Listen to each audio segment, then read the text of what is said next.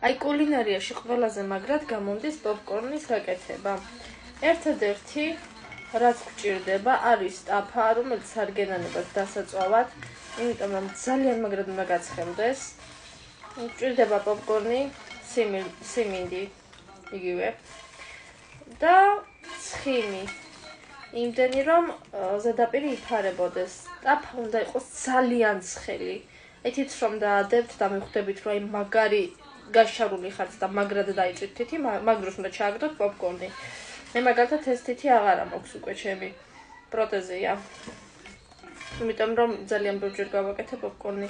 ხო და თქვენ მაინც ნუ დაადებთ თუ არ გენანებათ თქვენ თითები, მაგ შემთხვევაში დატესტეთ მასე ტაფა და ისე შეგიძლიათ თვითონ პოპკორნი ჩააგდოთ ტაფაში და რო აფეთქდება, მერე ჩაყაროთ ყველა.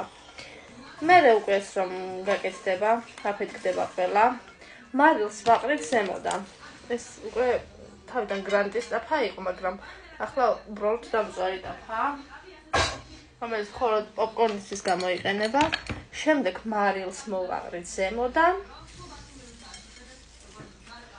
და გემოვნების მიხედვით მე პირადად მარილი მიყვარს ძალიან და შემიძლია ცალკეც ვჭამო.